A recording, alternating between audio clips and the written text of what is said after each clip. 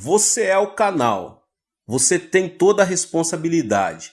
Se não desenvolver sua maneira de crer a fim de cooperar com Deus, ele será limitado. Deus é tão grande quanto você lhe permitir que ele o seja. Ele também é tão pequeno quanto você o obrigar a ser. Quando os pecadores vêm a Jesus, quebrados e infelizes, primeiramente lhes ensino que Deus habita em seu interior e que possui todo recurso em Jesus Cristo. Então procuro reeducá-los para que desenvolva seu coração a fim de cooperar com Deus. Todos, sem exceção, partem com nova fé e levam uma vida milagrosa e vitoriosa.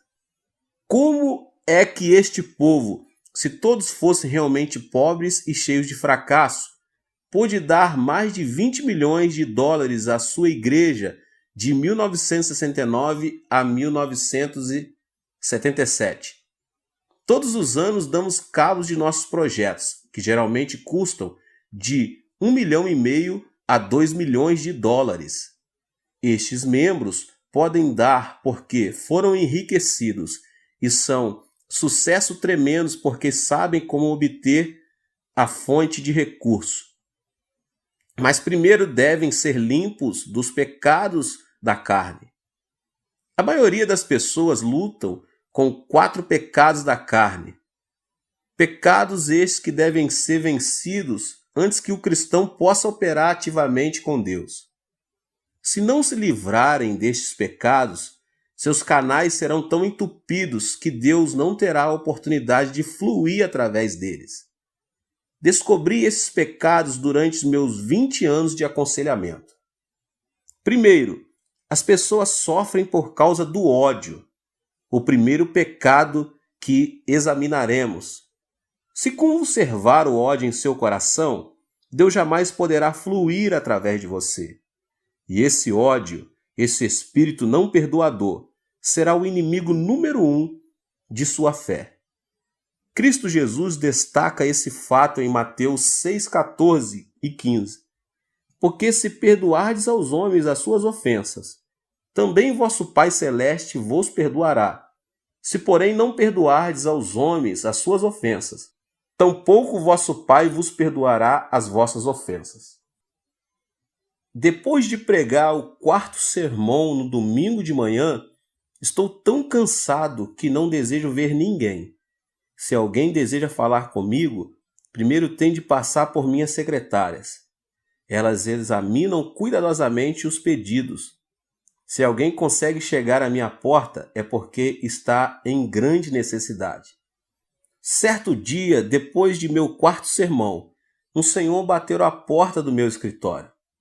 Abri a porta e ele entrou. Pensei que ele estivesse bêbado porque andava cambaleando. Sentou-se e tirou algo do bolso. Um punhal afiado. Fiquei atemorizado. Pensei, como é que as secretárias deixaram-no entrar aqui?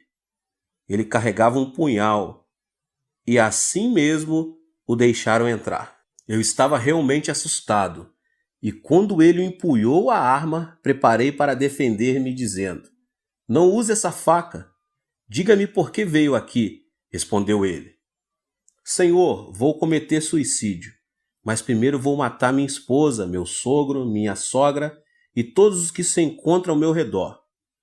Um amigo meu aconselhou-me a vir a assistir um dos seus cultos antes de fazer todas estas coisas. Vim e assisti ao 4º culto.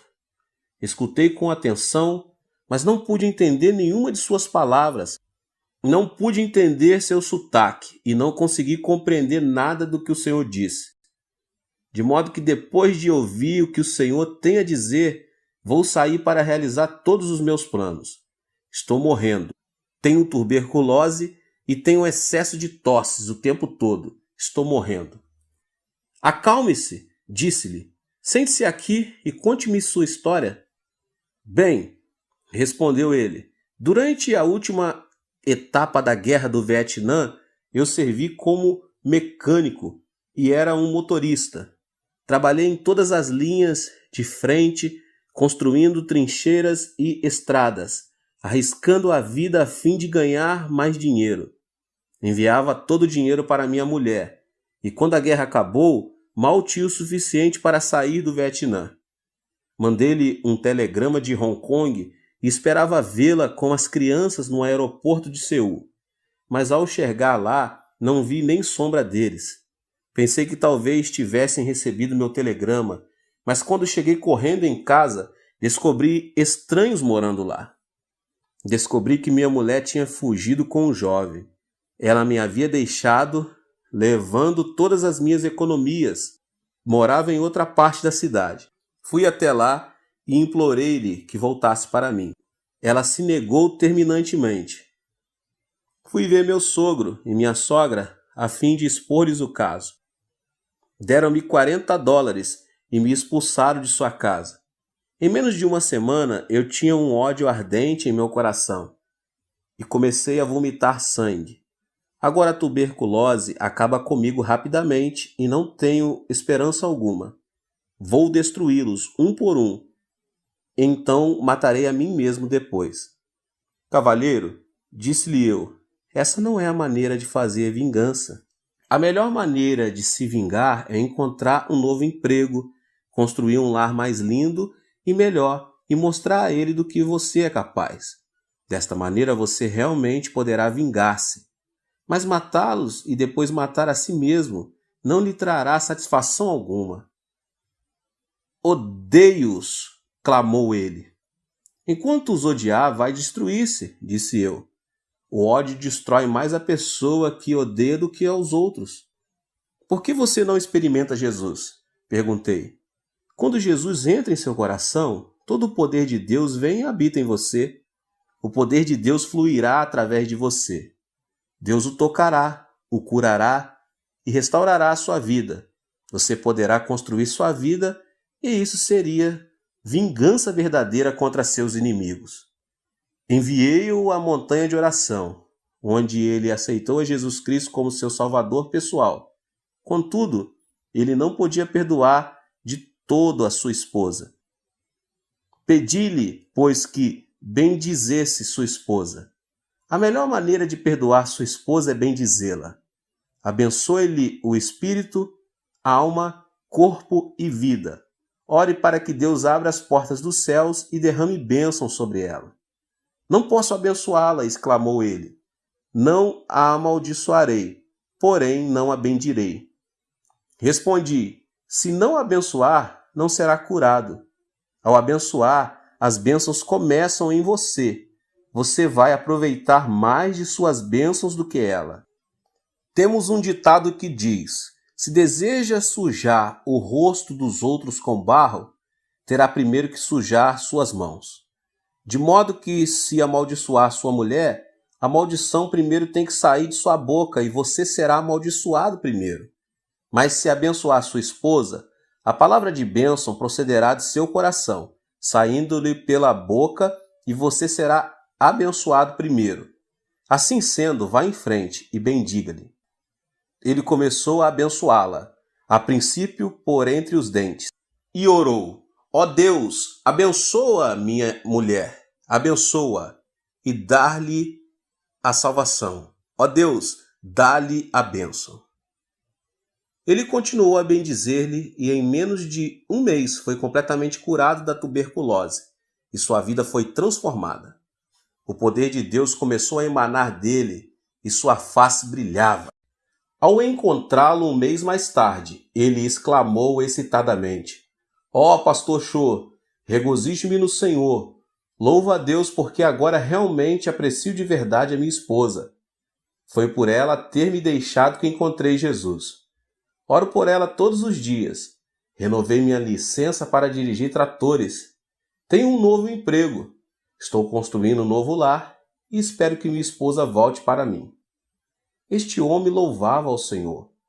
Ele construía sua vida através do poder de Deus que tinha começado a emanar de sua vida. Ele estava curado de espírito e corpo. Se não se livrar de seu ódio, não poderá entrar em contato com o Senhor. Quando você sair a pregar o Evangelho, deve ajudar as pessoas a compreender isto. Certo dia, uma professora veio ver-me. Ela era a diretora de uma escola e sofria de artrite. Tinha ido a todos os hospitais, mas não tinha sido curada. Impus as mãos sobre ela, orei e repreendi a doença. Gritei, fiz tudo o que podia, mas Deus não a tocou. Muitas pessoas tinham sido curadas na igreja, mas a despeito de tudo, ela não era curada. Afinal, comecei a desistir. Mas certo dia o Espírito Santo me disse: não grite, ore e repreenda. Não posso fluir através dela, porque ela odeia o ex-marido. Eu sabia que ela se tinha divorciado 10 anos antes. Então, enquanto ela estava sentada à minha frente, eu disse: irmã, por favor, divorcie-se do seu marido. Ela olhou para mim e disse: pastor, o que o senhor quer dizer com divorciar-se de meu marido? Nós estamos divorciados há mais de 10 anos. Não, estou, respondi-lhe. Oh, sim, insistiu ela. Sim, respondi, é claro que estão legalmente, mas mentalmente você nunca se divorciou dele. Você o amaldiçoa todas as manhãs. Todos os dias você o amaldiçoa e odeia. Em sua imaginação, nunca se divorciou do seu marido. Em sua mente ainda vive com ele. E esse ódio está lhe destruindo e secando-lhe os ossos. Por causa disto, sua artrite não tem cura. Médico algum pode curá-la. Retorquiu ela. Mas ele causou-me tanto prejuízo. Quando me casei com ele, ele nunca arrumou um emprego. Esbanjou todo o meu dinheiro, destruiu minha vida e depois foi viver com outra mulher. Como é que posso amá-lo? Respondi. Amá-lo ou não é problema seu. Mas se não o amar, morrerá de artrite. A artrite somente será curada pelo poder de Deus. O poder de Deus jamais cairá do céu como um meteoro a fim de tocá-la e curá-la. Não, continuei. Deus habita dentro de você. Ele vai emanar do seu interior e curá-la. Mas seu ódio impede o fluxo do poder de Deus. Por favor, comece a bendizer seu marido. Bendiga seu inimigo e faça bem a ele. Então aprenderá a amá-lo e criar um canal pelo qual o Espírito de Deus vai fluir e tocá-la. Ela tinha o mesmo problema do homem que sofria de tuberculose. Chorando, ela disse: não posso amá-lo. Pastor, por favor, perdoa-me. Não o odiarei, mas não o amarei. Você não pode parar de odiá-lo senão o amar, respondi. Veja seu marido através da imaginação. Toque-lhe e diga-lhe que o ama e o abençoe. Uma vez mais, ela relutava, de modo que fiz uma oração por ela. Ela chorava mordendo os dentes, mas afinal começou a sentir amor por ele e, orando, pediu a Deus que o abençoasse, que o salvasse e que lhe desse todas as boas coisas. O poder de Deus começou a fluir através dela e ela foi tocada. Em menos de 3 meses foi libertada da sua artrite. Sim, Deus habita em você, mas se você não se livrar do ódio, esse inimigo, o poder de Deus não poderá fluir por seu intermédio.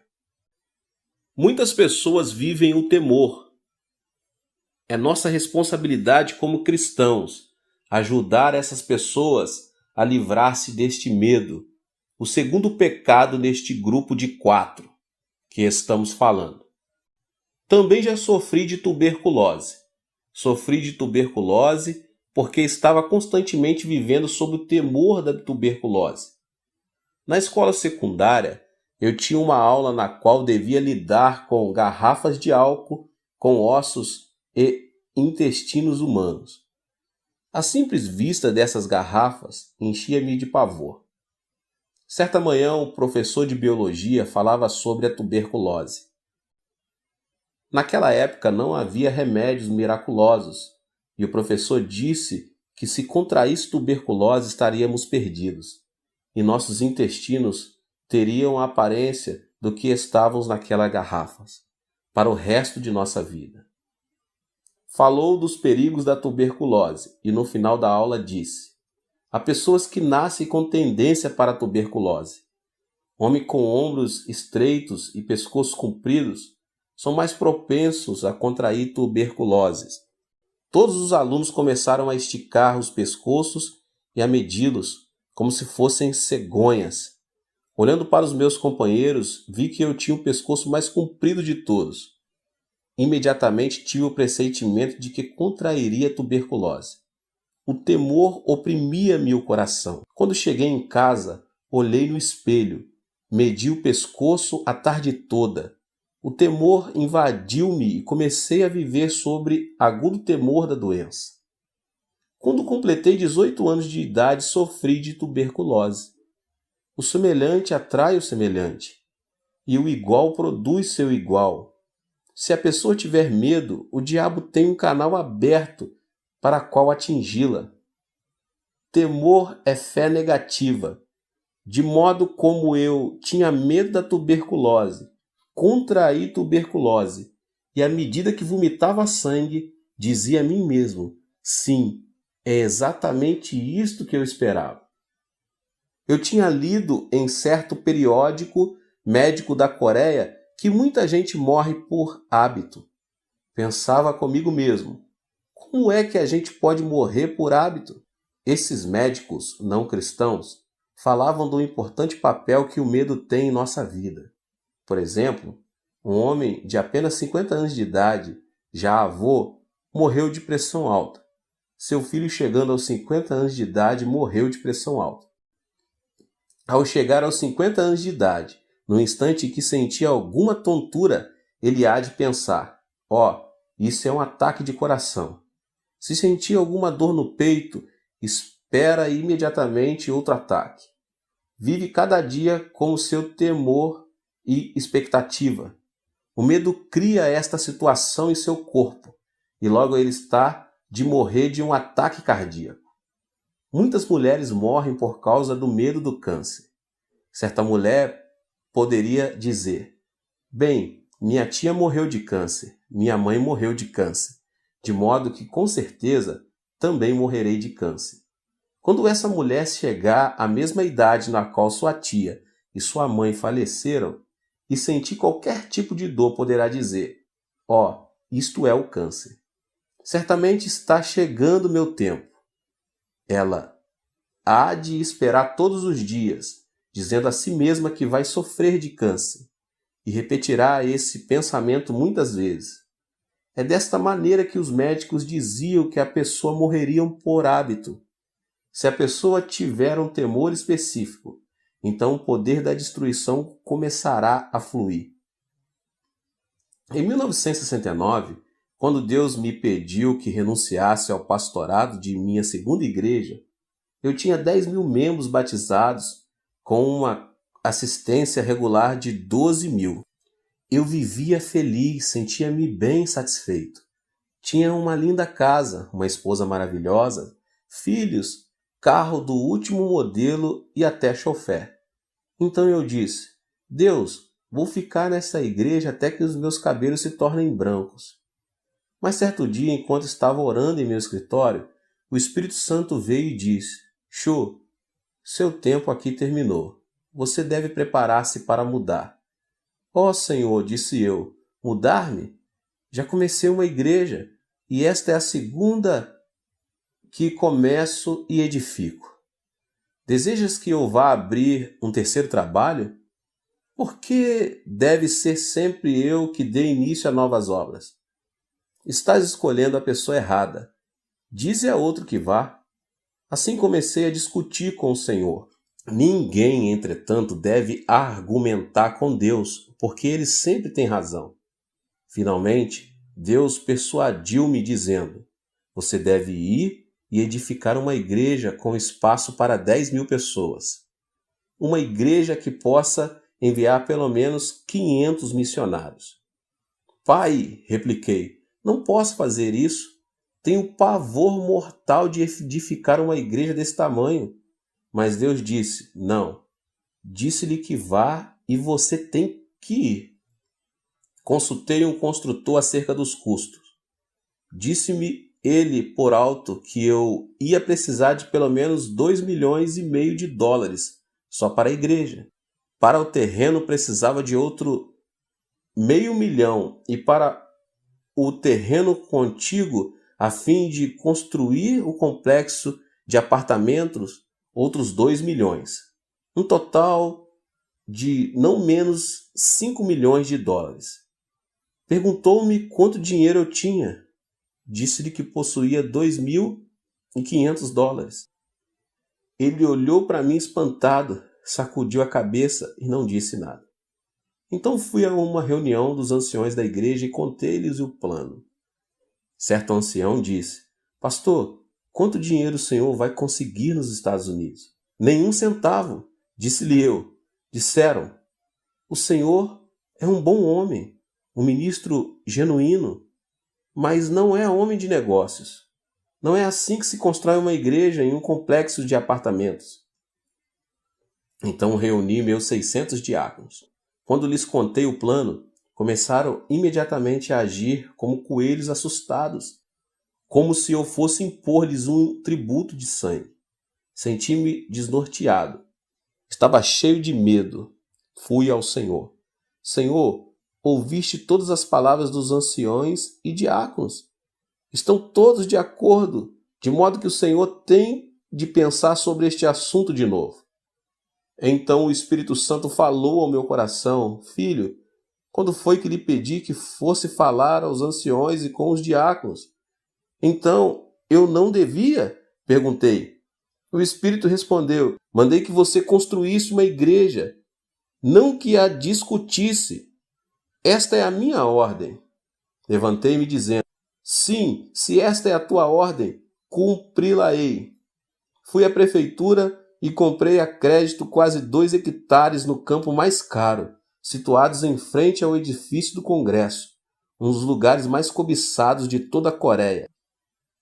Depois fui ao construtor e assinei um contrato com ele para a construção da igreja e do complexo de apartamento. Tudo a crédito. Pensei com meus botões: eles construirão a igreja. Eu confiarei em Deus e verei o que acontece. No dia em que comecei as obras, fizemos um culto especial. Finalizado o culto, fui ver como as coisas andavam. Pensei que os trabalhadores abririam umas poucas valas e que ali começariam a colocar o cimento para os alicerces, e que em pouco tempo o edifício estaria terminado. Mas havia dúzia de tratores trabalhando e cavando a terra como se fossem fazer um lago. Fiquei louco de medo e perguntei: Pai, como vês estes homens estão escavando? Eu terei que pagar por tudo isso. Não posso. Fiquei paralisado de medo. Meus joelhos começaram a tremer e pela imaginação me vi sendo levado num carro da polícia. Ajoelhei-me e orei: Ó Deus, que posso fazer? Onde devo me enfiar? Onde estás tu? Sei que és o recurso total e coloco minha confiança em ti. Enquanto orava, tive uma visão de Deus trabalhando e o medo me deixou. Quando abri os olhos e de novo vi as obras, voltei e senti-me cheio de medo.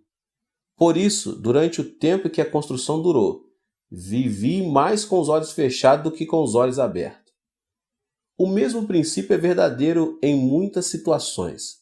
Se você olhar para as suas circunstâncias com seus olhos e com seus sentidos, Satanás o destruirá com temor. Mas se fechar os olhos e olhar para Deus, então poderá crer. Há 2 tipos diferentes de conhecimento: conhecimento sensório e conhecimento revelado. Devemos viver pelo conhecimento revelado, encontrado do Gênesis ao Apocalipse, não por conhecimento sensório. Devemos instruir as pessoas a desistirem do temor de seu ambiente, de suas circunstâncias. Se não o fizerem, não poderão desenvolver a fé, nem Deus poderá fluir através delas. Peça-lhes que lhes entregue seus temores ao Senhor. Ensine-lhes a colocar sua fé somente na palavra de Deus. Muitas pessoas vivem com complexos de inferioridade e estão completamente frustradas. Esse sentimento de inferioridade é a terceira área problemática que discutirei agora nesta pregação.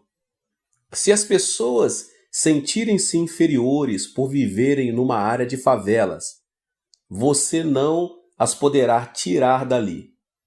Talvez tenham fracassado em seus negócios e se resignaram a ser fracassos. Mas enquanto tiverem essa atitude, você não as pode ajudar. Você deve pedir que cada um entregue seu complexo de inferioridade a Deus e permita-se ser reconstruído pelo amor de Deus. Certo dia, um menino matou o irmão menor com uma faca. A notícia causou sensação imediata. Os pais amavam o menino falecido com grande ardor. Louvavam-no constantemente na presença do seu irmão maior. O irmão maior começou a sentir-se desprezado e inferior. Certo dia, quando os pais estavam fora, o irmão menor chegou da escola e o mais velho o matou. O complexo de inferioridade é muito destrutivo. Uma vez sofri de um complexo de inferioridade. Depois de lutar durante 2 anos em meu primeiro trabalho pioneiro, a igreja começou a crescer.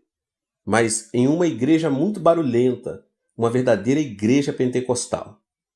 Muita gente recebia o batismo no Espírito Santo e muitos eram curados de diversas doenças.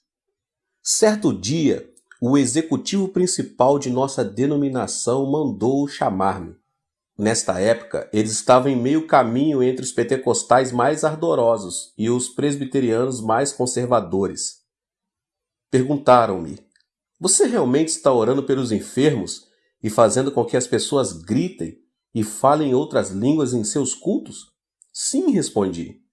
"Você é um fanático", asseveraram. "Não sou fanático. Faço tudo de acordo com o ensino bíblico", defendi-me. Depois de discutir este assunto, cassaram-me a licença ministerial, me mandaram embora. Fui expulso de minha própria denominação. Depois de algum tempo, o missionário John Huston veio e me levou de volta. Ao ser expulso, fui atingido por sentimentos de inferioridade. Esse complexo de inferioridade produziu em mim um sentimento de destruição. Foi-me difícil sair dessa situação. Na época em que os membros da comissão executiva me expulsaram, entretanto, não sabiam que certo dia eu seria superintendente geral dessa mesma denominação. Esse foi um cargo que ocupei até recentemente. Quando fui eleito para esse cargo, tínhamos somente 2.000 membros. Aplicando as leis da fé e ensinando aos pastores, tive um rápido crescimento. Quando pedi demissão do cargo, as estatísticas revelaram que a denominação contava com um total de 30 igrejas e com mais de 200.000 membros. Devemos lidar com os que se sentem capazes de vencer na vida. Devemos tirá-los de sua depressão e pessimismo, edificá-los no amor de Jesus Cristo e dar-lhes fé, dizendo-lhes que nada é impossível ao que crê. Devemos curá-los e treiná-los. Logo eles se desfarão de seu sentimento de inferioridade. Certo domingo de manhã, enquanto pregava no segundo culto, vi um homem que eu sabia estar mentalmente doente. Ele foi trazido com os pés e mãos amarrados. Nesse dia, estávamos fazendo compromisso para terminarmos com êxito a 5ª etapa da construção. Muitas pessoas estavam preenchendo cartões de compromisso. Quando esse homem recebeu um cartão, ele o preencheu com a quantia de $100. Sua esposa riu quando os diáconos passaram para recolher as ofertas. "Não acredite nele", disse ela. "Ele está doido." Mas depois do culto, quando o fui ver, ele estava completamente curado pelo poder do Espírito Santo. Estava de novo em perfeito juízo, plenamente consciente do que fazia e dizia. Tinha sofrido de um profundo complexo de inferioridade. Explicou: "Eu tinha uma fábrica de fertilizantes, mas fui à falência. Fiquei tão preocupado que perdi a razão.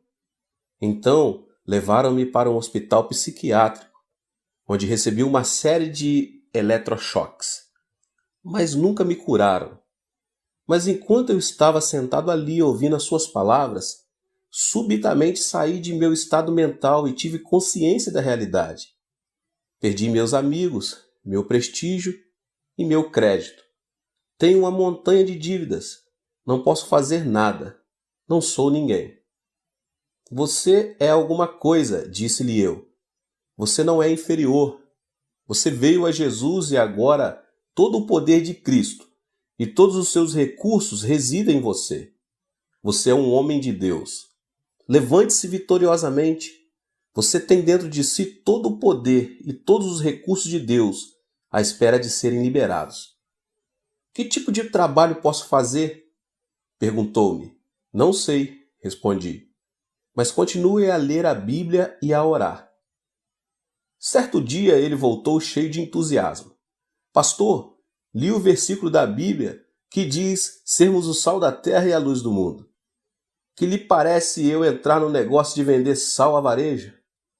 Se você acredita nisso, vá em frente, disse eu. Faça-o.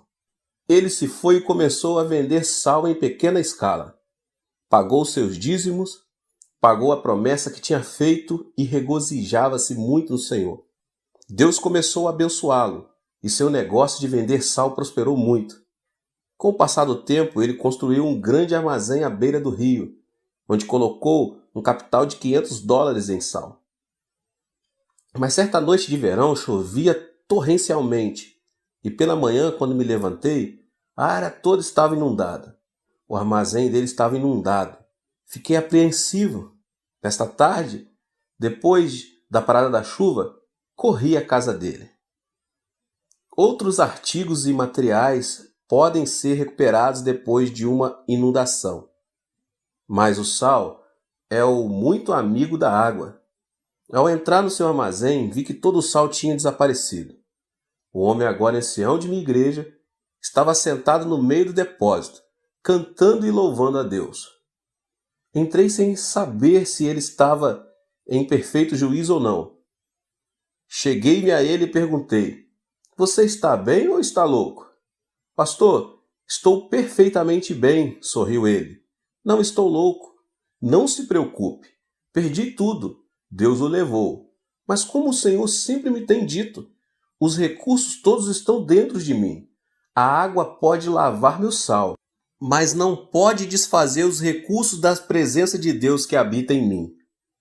Posso fazer brotar esses recursos novamente através da fé e da oração. Espere só. Dê-me um tempo. Levantarei meus negócios de novo. Já não sofria de nenhum complexo de inferioridade. Estava cheio de confiança. Hoje ele é um multimilionário e continua a vender sal. Também começou a fábrica de relógios e tem sua fábrica própria. Ele já me acompanhou a Los Angeles, a Vancouver e a Nova York. Recentemente fez uma viagem à Europa. Este homem é somente um exemplo de como podemos ajudar as pessoas a se livrarem de seus sentimentos de inferioridade, dando ênfase a todos os recursos de Deus que lhes estão à disposição. Muitas pessoas também sofrem de sentimentos de culpa. Este é o quarto problema que deve ser vencido antes que o cristão possa trabalhar ativamente com Deus. Pois enquanto a pessoa sofrer de culpa, Deus jamais poderá fluir através dela. Precisamos ajudar as pessoas a se livrarem de seus sentimentos de culpa. Precisamos fazê-las compreender que quando se sentem indignas e cheias de culpa, simplesmente poderão vir ao Senhor e Ele as limpará. Certo dia eu estava em meu escritório, quando entrou um lindo casal. O homem era uma pessoa muito elegante e sua esposa uma senhora adorável. Embora essa adorável senhora tivesse mais ou menos 30 anos de idade, parecia velha, emaciada e quase nem podia abrir os olhos. O marido disse: Pastor, minha mulher está morrendo. Já tentei tudo: psicologia, psiquiatria, e todos os médicos, remédios imagináveis. Sou rico, já gastei milhares e milhares de dólares com ela, mas os médicos não puderam fazer nada. Agora desenganaram-na. Ouvi dizer que o Senhor realmente tem ajudado muita gente e que muitos foram curados por seu ministério. Disse-lhe que tudo isso era verdade e olhei para ela procurando o discernimento e a sabedoria de que ela precisava nessa situação. Orei silenciosamente. Senhor, ela veio até aqui. Agora o que faço? Imediatamente a voz de Deus falou. Ela sofre de uma doença psicossomática. Não é uma doença orgânica, é mental. Pedi que o marido saísse do escritório e, voltando-me para a mulher, disse: A senhora deseja viver? É preciso que viva por causa de seu marido, pelo menos. Se a senhora tivesse de morrer, já devia tê-lo feito, pois agora tem 3 filhos. Se morrer agora, deixando os filhos para o seu marido cuidar, realmente atrapalhará a vida dele. Portanto, de uma maneira ou de outra é preciso que a senhora viva para o seu marido e seus filhos. Gostaria de viver, disse-me ela. Então posso ajudá-la, mas somente com uma condição. Deve contar-me sua vida passada, respondi. Ela se aprumou na cadeira e com ira nos olhos respondeu: Será que estou numa delegacia de polícia? O senhor é um ditador? Por que me pede isso? Isto não é um interrogatório e não tenho que revelar meu passado.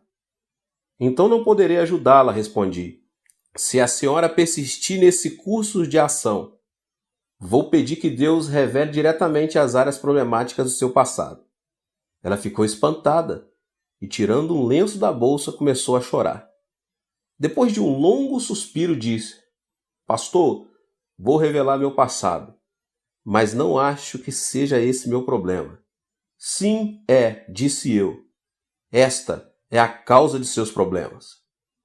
Meus pais morreram quando eu era bem jovem e praticamente fui criada por minha irmã mais velha. Minha irmã era como uma mãe para mim e meu cunhado como um pai. Tomaram conta de mim e morei com eles durante meu tempo de ginásio, colegial e faculdade. No meu 3º ano de faculdade, minha irmã foi para a maternidade a fim de dar à luz seu último filho.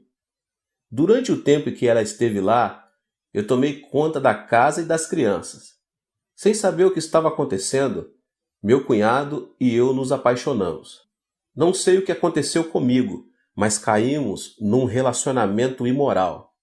Logo a culpa alojou-se em meu coração. Desse momento em diante eu morreria de culpa.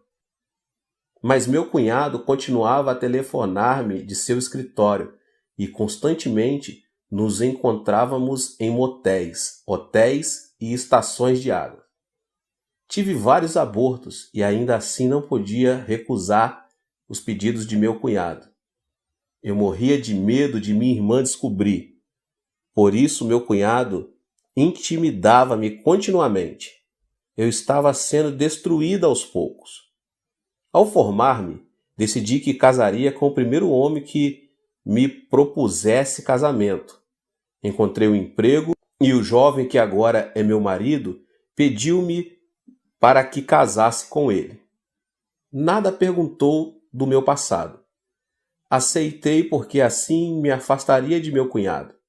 Casei-me com ele e com o correr do tempo ele se tornou muito rico. Demitiu-se do seu antigo emprego e começou o seu próprio negócio. Agora está rico.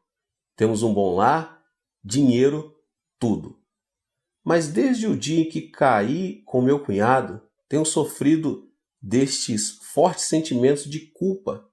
Sempre que tenho relações com meu marido, sinto-me como se fosse uma prostituta. Não tenho o direito de receber o seu amor. Por dentro choro amargamente. Meus filhos são como anjos. Gostam de me abraçar dizendo mamãe. E odeio a mim mesma. Sou eu que sou uma prostituta. Não sou digna de receber este tipo de amor de meus filhos. Não gosto de ver meu rosto no espelho e é por isto que me visto de maneira tão desleixada. Perdi o apetite e não sinto nenhuma felicidade ou alegria no coração. A senhora deve perdoar-se a si mesma, disse-lhe. Tenho boas novas para a senhora. Jesus Cristo veio e morreu na cruz pela senhora e pelos seus pecados. Nem mesmo Jesus pode perdoar os meus pecados, clamou ela, chorando. Meus pecados são grandes e profundos demais para serem perdoados. Fiz de tudo. Todo mundo pode ser perdoado, menos eu. Enganei minha irmã e não posso confessar-lhe o que fiz. Isso prejudicaria sua vida toda. Indaguei silentemente. Senhor, como posso ajudá-la? Tens de ajudar-me. Então ouvi um suave sussurro em meu coração e subitamente ocorreu uma ideia. Irmã, feche os olhos. Pedi-lhe fazendo o mesmo. Vamos até um lago lindo e silencioso. Agora estamos assentados à margem do lago. Há muito cascalho ao nosso redor. Tenho na mão uma pedrinha de cascalho. Por favor, apanhe uma pedra grande e joguemos o cascalho e a pedra dentro do lago. Vou jogar primeiro. Segure a pedrinha e jogue-a no lago. Ouviu o barulho da água? Um leve murmúrio e umas ondas. Onde está a minha pedrinha agora? Foi para o fundo do lago, respondeu ela. Certo, respondi. Agora é sua vez. Jogue a sua pedra. Sim, a senhora pode jogá-la. Muito bem. Qual foi o barulho dela? Foi grande e formou grandes ondas, respondeu ela. Mas onde está a sua pedra? Perguntei. No fundo do lago, respondeu ela. Bem, parece que ambas as pedras foram para o fundo do lago quando as jogamos. A única diferença foi o ruído e as ondas. A minha fez um barulhinho e a sua produziu um grande ruído. A minha produziu pequenas ondas, a sua produziu ondas enormes. As pessoas vão para o inferno com pecados pequenos e grandes, pois estão sem Jesus Cristo. E qual é a diferença? O ruído e a sua influência na sociedade. Todo mundo precisa do perdão de Jesus Cristo. O sangue de Jesus cura todos os pecados, grandes ou pequenos. Isto tocou-lhe a alma e ela despertou para a verdade. Quer isso dizer que Deus pode perdoar os meus pecados? É claro, respondi. Ela afundou-se na cadeira chorando e estremecendo. Tentei encorajá-la, mas ela continuou a chorar. Então coloquei a mão sobre a sua cabeça e levei-a a fazer a oração do pecador. Depois da oração, quando ela levantou o rosto, vi seus olhos brilhando como estrelas. De sua face começou a irradiar glória. Ela levantou-se exclamando, Pastor, estou salva. Todos os meus fardos foram desfeitos. Comecei a cantar e ela a dançar. Até este momento ela nunca tinha dançado de alegria perante o Senhor, mas neste dia ela pulava e dançava fazendo barulho que o marido escutou e correu para ver o que se passava em meu escritório. Ao vê-lo, ela correu para ele e abraçou com força. Ela nunca tinha feito isso antes e seu marido estava assombrado. Perguntou, o que o Senhor fez com ela? Deus realizou um milagre, respondi alegremente. E voltando-me para a esposa, disse, deve entregar todo o seu coração ao Senhor. Ele fez grandes coisas por você. Em breve, ela tinha livrado totalmente o seu sentimento de culpa. O poder de Deus emanou do seu interior e ela foi curada por completo. Esse casal agora é de minha igreja e sempre que olho para o rosto dessa senhora, não posso deixar de pensar no amor de Jesus Cristo. Agora ela não tem doença alguma, foi completamente curada. Ao soltar seu sentimento de culpa, o poder de Deus pôde fluir. Irmãos e irmãs, em Cristo, neste instante, vocês têm todo o poder de Deus dentro de vocês. Podem recorrer a esse poder por seus gastos, suas roupas, seus livros, sua saúde, seu negócio, finanças, estudos e tudo. Quando saírem para pregar o Evangelho, não estarão pregando um objetivo vago. uma teoria, uma filosofia ou uma religião humana. Na verdade, estarão ensinando as pessoas a destapar o manancial inesgotável dos recursos morais e espirituais. Estarão dando Jesus para as pessoas e, por meio de Jesus, Deus vem e habita em seus corações. Deus te abençoe. Nos vemos nos próximos vídeos. Tem muita coisa boa por vir, tá bom? Ative o sininho das notificações e compartilhe com as pessoas que você mais ama. Deus te abençoe. Amém. Que o ímpio abandone o seu caminho e o homem mau os seus pensamentos. Volte-se ele para o Senhor, que terá misericórdia dele. Volte-se para o nosso Deus, pois ele dá de bom grado o seu perdão. Isaías 55:7. Quando uma pessoa sofre um dano cerebral, parte de seu cérebro ou a totalidade dele passa a ficar paralisada, incapacitada.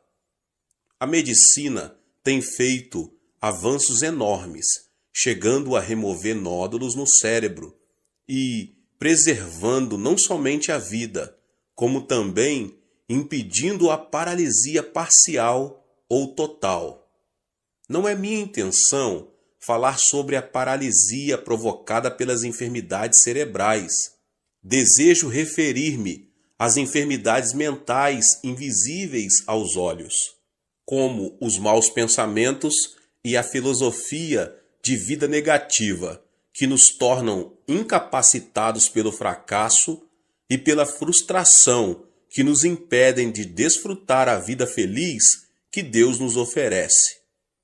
Quando os discípulos de Jesus subiram ao templo às 3 horas da tarde, a hora da oração, encontraram ali um aleijado de nascença. Pedro, olhando-o nos olhos, disse: "Não tenho prata nem ouro, mas o que tenho, isso lhe dou. Em nome de Jesus Cristo, o Nazareno, ande." Atos 3:6. Imediatamente, quando Pedro o segurou pela mão e o levantou, e os pés e os tornozelos do homem ficaram firmes, ele deu um salto, pôs-se em pé e começou a andar. Depois entrou com eles no pátio do templo, saltando e louvando a Deus. Pode-se dizer que o coração é que determina o destino do homem. Por essa razão, o sábio diz em Provérbios 4:23, acima de tudo, guarde o seu coração, pois dele depende toda a sua vida. E Jesus, em Mateus 8:13, diz, como você creu, assim lhe acontecerá. O que significa isso? Quer dizer que a mente é a origem do estilo de vida e a vida é o resultado daquilo que pensamos. Devemos eliminar de nosso cérebro o nódulo que nos leva à destruição ou à paralisia total ou parcial. A fim de experimentarmos o poder de Deus, quero agora apresentar 6 elementos que impedem que o poder divino haja em nós, os quais devem ser extirpados. O primeiro elemento é a ansiedade. Pode-se dizer que alguém que vive ansioso perde a felicidade na vida. Quando uma pessoa ansiosa chega a casa, os integrantes da família tornam-se intranquilos por causa de suas queixas e murmurações. Assim também, a pessoa ansiosa é incapaz de difundir paz na sociedade. Esse tipo de gente provoca reação de agitação em cadeia. Segundo estudo do médico Dr. Walter Clemente Albertis, especialista em gastroenterite do reconhecido Hospital Mayo, a causa de todo tipo de doença é a ansiedade. Isso significa que a ansiedade destrói a saúde física, além de destruir a felicidade do coração. Qual é a causa da ansiedade? Apresento aqui 2 de suas origens. A primeira origem da ansiedade, as circunstâncias produzem ansiedade. Quando uma pessoa sente-se incapaz de enfrentar uma situação, torna-se ansiosa. Por exemplo, quando não consegue solucionar um problema financeiro ou quando vive uma situação que parece estar além de qualquer esforço humano. Certo dia, Jesus entrou num barco e disse a seus discípulos que passassem para o outro lado. No começo, o lago estava tão calmo que o barco deslizava, como um patim sobre rodas. Ao chegarem à metade do lago, porém uma forte tempestade, vinda do monte Hebron, começou a açoitá-los. A embarcação estava prestes a ser inundada, de modo que, em vão, os discípulos tentavam tirar a água de dentro dela. O naufrágio se daria em questão de tempo. Foi então que os discípulos se lembraram de Jesus e clamaram: Mestre, não te importas que nos afoguemos? Jesus levantou-se, repreendeu o mar e imediatamente o vento se acalmou e tudo ficou tranquilo. Olhando os discípulos nos olhos, ele disse: Por que vocês têm tanto medo? Ainda não têm fé? Observe que Jesus não disse: Vocês não têm fé. Isso se deve ao fato de que toda pessoa tem fé, de acordo com a medida que Deus lhe deu. O fundamento da fé dos discípulos, entretanto, eram as circunstâncias, os sentimentos e a emoção. Eles tinham fé somente quando tudo estava calmo. Ao terem a vida ameaçada por uma tempestade, sua fé transformou-se em dúvida, criando uma nuvem de ansiedade no coração. Portanto, devemos repelir os pensamentos oriundos das circunstâncias e as emoções da terceira dimensão, a fim de aceitar os pensamentos de Deus, os da quarta dimensão. Quando viram a tempestade e as ondas, os discípulos fracassaram em aceitar o pensamento de Deus, apesar de terem ouvido o Senhor dizer que queria passar para o outro lado do lago. Seus fundamentos de fé não eram a palavra de Deus da quarta dimensão, e sim as circunstâncias e as emoções da terceira dimensão. Foi por isso que o Senhor lhes perguntou: Onde está a sua fé? A palavra de Deus permanece para sempre e jamais muda. Apegar-se firmemente à palavra de Deus não é outra coisa senão aceitar o pensamento de Deus. Portanto, apesar das circunstâncias, se o fundamento do nosso coração é a palavra de Deus, mediante a fé, podemos estar livres de nossa ansiedade e preocupação. A segunda origem da ansiedade é que o pecado produz ansiedade. Quando peca, a pessoa torna-se ansiosa, porque perde a confiança diante de Deus. O pecado separa o homem de Deus.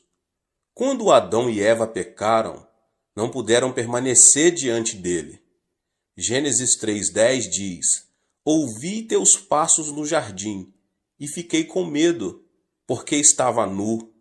Por isso me escondi. Qual foi a causa do medo? O pecado, sem dúvida. Ao comer do fruto da árvore proibida, Adão e Eva souberam que estavam nus e tiveram medo. Por isso não puderam apresentar-se diante de Deus. Da mesma forma, o homem que comete pecado não tem paz. As Escrituras dizem: Não há paz alguma para os ímpios. Isaías 48:22. Portanto, a consequência do pecado é a ansiedade.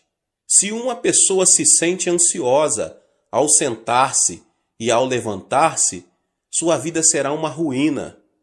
Não obstante, se alguém se aproxima do Senhor e confessa todos os seus pecados, estes se tornam brancos como a neve, ainda que tenham sido como o escarlate.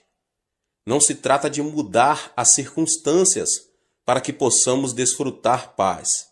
Jesus disse: Nesse mundo vocês terão aflições. Contudo, tenham ânimo, eu venci o mundo. João 16:33. E o apóstolo João declara: porque aquele que está em vocês é maior do que aquele que está no mundo. 1 João 4:4. Portanto, apesar das circunstâncias, deposite sua fé na palavra de Deus. O arrependimento o ajudará a se libertar de toda a ansiedade que tenta destruir sua vida. O segundo elemento é a solidão. A solidão a que me refiro não é a solidão causada pelas circunstâncias.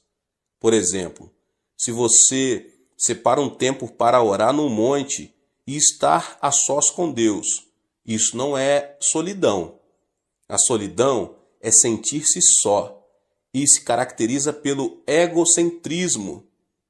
É querer receber sem dar. É manter-se indiferente à felicidade dos outros. Quando alguém se torna extremamente egocêntrico e não se interessa pelos outros, transforma-se numa pessoa teimosa e fria. Obviamente, ninguém será receptivo a uma pessoa que demonstre ser assim. Esse comportamento torna as pessoas ainda mais fechadas em sua solidão, levando-as à destruição. Deus não criou o homem como um ser solitário. Em Gênesis 2, 18 e 24, o Senhor fala: não é bom que o homem esteja só. Farei para ele alguém que o auxilie e lhe corresponda. Por essa razão, o homem deixará pai e mãe e se unirá à sua mulher, e eles se tornarão uma só carne. O homem nasce de duas pessoas. No idioma chinês, a palavra homem é representada por caracteres formados por dois traços que se apoiam entre si. Ou seja, são duas pessoas que formam uma unidade. Por isso Jesus orou ao Pai, dizendo: Pai nosso que estás nos céus. Não é o plano de Deus que o homem esteja só. Até mesmo na natureza de pregar o Evangelho, Jesus enviou os seus discípulos em duplas. O apóstolo Paulo sempre esteve acompanhado de Barnabé. Depois de uma discussão entre eles, Paulo juntou-se a Silas e Barnabé a João Marcos. Portanto, quem se considera santo e justo e gosta de estar sozinho não é um santo verdadeiro. Nada mais é do que um egoísta. Temos de desfazer a solidão do nosso coração, que nada mais faz senão destruir a nossa vida. Agora, o terceiro elemento é a indecisão. A fé sem obras é morta. Quando alguém duvida e vacila entre uma e outra coisa, denota ser uma pessoa indecisa. E uma pessoa indecisa caracteriza-se pela falta de responsabilidade e receio, o fracasso e o erro. Muitas vezes, no dia a dia, o pastor precisa trabalhar como um agente imobiliário. Acontece que as pessoas se aproximam e pedem: Pastor, o senhor poderia me apresentar a fulano? Ou então, quero que o senhor me apresente a Beltrano. Para minha surpresa, nesse aspecto, tive êxito apenas em uma ocasião. Se uma pessoa não se decide quando tem ainda a possibilidade de escolher seu futuro cônjuge, nunca poderá deixar de ser um solteirão ou uma solteirona. No mundo, não existe homem perfeito ou mulher perfeita. É preciso primeiro casar para depois adaptar-se ao cônjuge. Hoje em dia, muitos fracassam por falta de decisão. Surgem as oportunidades, mas estas são perdidas por causa da indecisão com que enfrentam a vida. Ao longo de minha vida, nunca vi uma pessoa extraordinariamente inteligente que tenha conseguido grandes coisas. Os chamados inteligentes pensam demais e dizem: é preciso descartar esta possibilidade. Isto não funcionará. Ainda não chegou a hora de pôr isto ou aquilo em ação. O tempo passa e, no final das contas, eles não fazem nada. Portanto, podemos vencer se, com convicção, seguirmos em frente. Alguns membros da minha igreja já vieram a mim e perguntaram: Pastor, o senhor acredita que será bom para mim emigrar para outro país? O que o senhor acha de eu começar um novo negócio? Devo continuar a fazer o que eu estou fazendo? Esperam então que eu tome a decisão por eles. Diante dessa situação, eu simplesmente aconselho: não me peça que tome a decisão por você. Vá ao monte da oração e ore. Clame a Deus, que certamente dirá que caminho você deve seguir. Diante da dúvida ou incerteza, devemos nos apegar a Deus e pedir-lhe de todo o coração que nos oriente. Então, Deus nos ajudará a tomar a decisão correta. Em Tiago 1, do 6 ao 8, diz: peça, porém, com fé, sem duvidar, pois aquele que duvida é semelhante à onda do mar, levada e agitada pelo vento. Não pense que tal pessoa receberá coisa alguma do Senhor, pois tem mente dividida e é instável em tudo que faz. O Senhor disse que não abençoaria pessoas indecisas. Remova a indecisão com o pensamento de Deus. Livre-se da indecisão. Assim, você poderá alcançar sucesso em sua vida. O quarto elemento é a ira.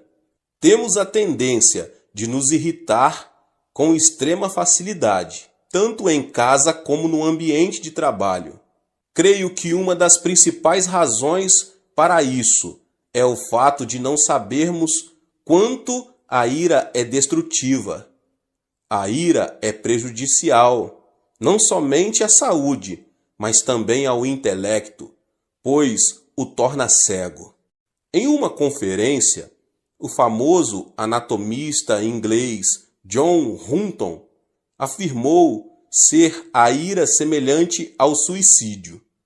Logo depois de ter apresentado sua tese, ele teve uma forte discussão com alguns dos alunos que o ouviram e discordaram daquilo que ele defendia. Isso o irritou sobremaneira, levando-o à morte instantânea, vítima de um ataque cardíaco. As palavras de John Hutton causaram grande repercussão por causa de sua morte trágica. Irar-se é como cuspir para cima, ou seja, a ira se volta contra a própria pessoa. A Bíblia diz que a ira rebaixa o nível da pessoa e o transforma em ignorante. A sabedoria do homem lhe dá paciência. Sua glória é ignorar as ofensas. Provérbios 19, 11. O homem paciente dá prova de grande entendimento, mas o precipitado revela a insensatez. Provérbios 14, 29. Além disso, a ira nos separa da alegria de Deus, porque irritar-se é cometer o mal na presença divina. Existem hoje muitas famílias destruídas por palavras cheias de ira. É aconselhável falar pacificamente, em tom moderado, ainda que seja em momento de ira. Quando preciso aconselhar pessoas que têm a tendência a se irar facilmente, digo: quando você voltar a se irritar, abaixe a voz e fale devagar.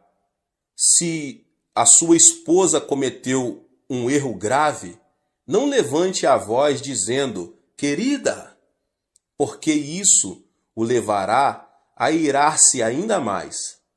Fale em tom baixo e suave, querida, qualquer pessoa tem a experiência de se ter irritado e depois de algum tempo arrepender-se de haver agido dessa forma. A ira destrói tudo. A ira não traz benefício nenhum à sua vida. Precisamos aprender a preservar e desfazer a ira que nos leva à destruição. E então nos será concedida uma nova manhã. O quinto elemento é a frustração. A pessoa que fracassa e tem pensamentos negativos, que fala de forma negativa e age de maneira negativa, é definitivamente alguém cheio de frustração. Uma pessoa frustrada não vive criativamente, não passa de um pessimista e tem uma autoimagem de desalento e fracasso. No idioma coreano, temos certas expressões negativas que são espontâneas. Dizemos com frequência, morro de, e o pior é que dizemos várias vezes ao dia, e isso mata a alma. Morro de fome, comi até explodir. Morro de felicidade, morro de desânimo, morro por causa da sujeira que existe aqui.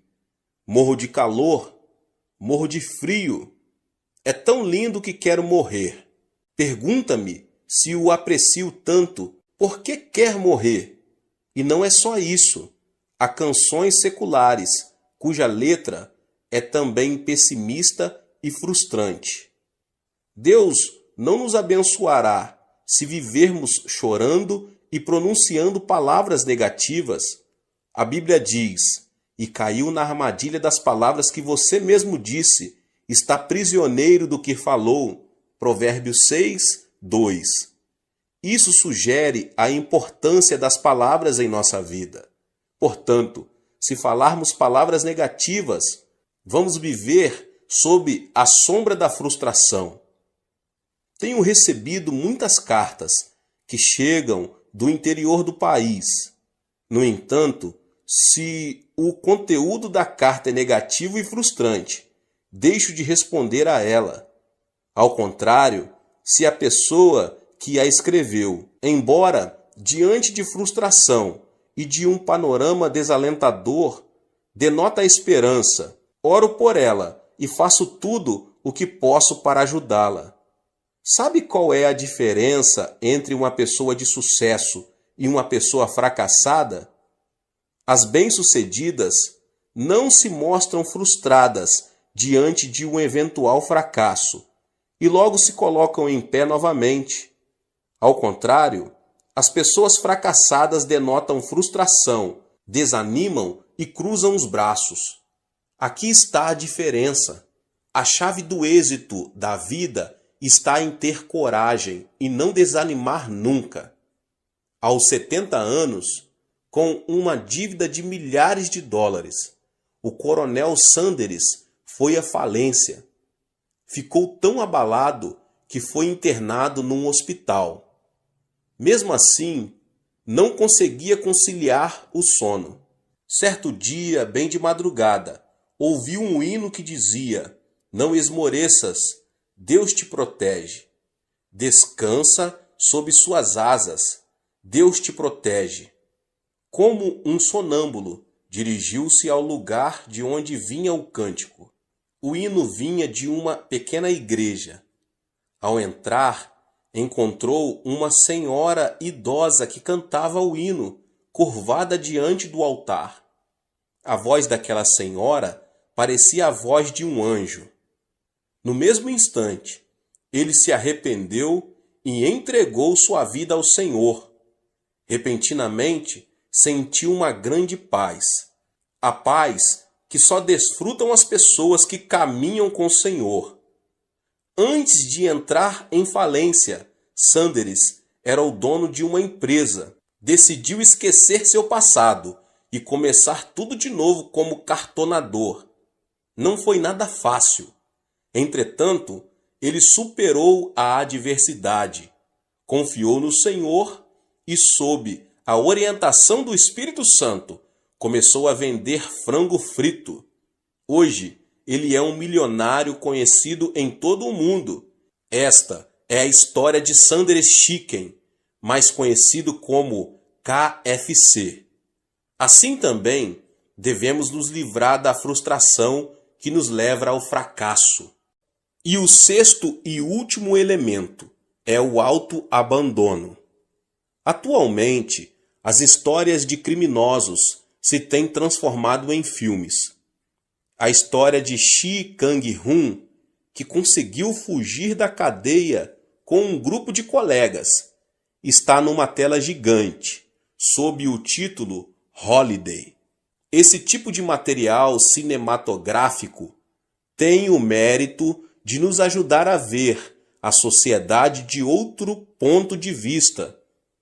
Mas a filosofia de vida, o que tiver de ser será, dos protagonistas não é nada edificante. Faz alguns anos que Yu Yong assassinou 26 pessoas no espaço de 10 meses, o que causou um grande horror à sociedade coreana. Ele perdeu o pai num acidente de trânsito, quando ainda era menino, e a pobreza fez que esse homem visse a vida de forma tenebrosa. Depois de várias prisões, e quando sua esposa não suportou mais a situação e decidiu divorciar-se, ele abandonou tudo e transformou-se num assassino. Essa é uma história trágica da consciência do autoabandono. Conheço uma família em que o esposo é formado pela Faculdade de Medicina da Universidade de Tóquio e agora é professor de uma faculdade na Califórnia. Sua esposa é também profissional. Não obstante, uma pequena diferença de opiniões os separou emocionalmente. Ao final, acabaram sendo vencidos. O esposo começou a delirar e pensava que a esposa o queria assassinar. Por isso, dormia com uma faca à sua cabeceira. Você pode imaginar uma mulher dormindo tranquila ao lado de um homem que tem uma faca à sua cabeceira? Por isso, a mulher ficou louca. Graças a Deus, a mensagem foi transmitida por meu intermédio e eles aceitaram Jesus como seu Senhor, saíram do autoabandono e finalmente recuperaram a estabilidade familiar. Devemos nos livrar do veneno do autoabandono que destrói a nossa vida. Gênesis 2,15 narra: o Senhor Deus colocou o homem no jardim do Éden para cuidar dele e cultivá-lo. O jardim do Éden não é outra coisa senão o nosso coração. Na antiguidade, a fonte de vida encontrava-se no Éden, mas na atualidade, a fonte de vida se encontra no coração. O Deus que disse ao homem para cuidar do Éden, hoje nos manda cuidar do nosso coração. É necessário que os nossos pensamentos se fundamentem na palavra de Deus, para que o nosso coração seja preservado. Ou seja, o sucesso e o fracasso não dependem do destino. Podemos ser felizes se, mediante o pensamento de Deus, conseguirmos extirpar os 6 tumores do coração, a saber, a ansiedade, a solidão, a indecisão, a ira, a frustração e o autoabandono. Que você possa ter força no Senhor, na palavra de Deus, na oração, conseguir retirar da sua vida, em nome de Jesus Cristo, tudo que atrapalha o poder de Deus, o poder divino de atuar na sua vida. Deus abençoe a vida de cada um dos irmãos que ouviram essa palavra do pastor David Puyong Cho. Se você ainda não é inscrito aqui no canal, se inscreva no canal, ative o sininho das notificações para você não perder nenhum vídeo que são postados aqui todos os dias. Deixe também o seu like e não esqueça de compartilhar essa palavra com as pessoas que você mais ama. Nos vemos nos próximos vídeos. Amém. Seja membro do canal Vinícius Siqueira e obtenha benefícios que só os membros têm.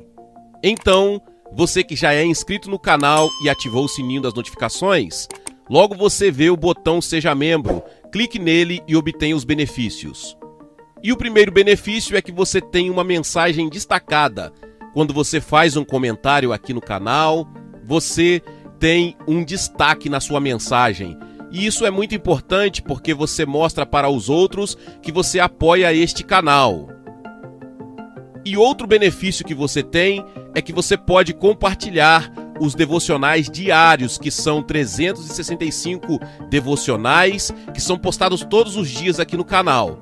Existe um grupo específico e a pessoa recebe um link que é direcionado para o grupo. E nesse grupo você tem todos os devocionais de todos os dias do mês, que você recebe logo pela manhã, e você tem o benefício de compartilhar esses devocionais com os seus contatos. Esse benefício é apenas para os membros. No YouTube não tem como compartilhar os devocionais, apenas ler na comunidade do YouTube, mas quem é membro tem o benefício de compartilhar com todos os seus contatos e as suas redes sociais. Seja membro!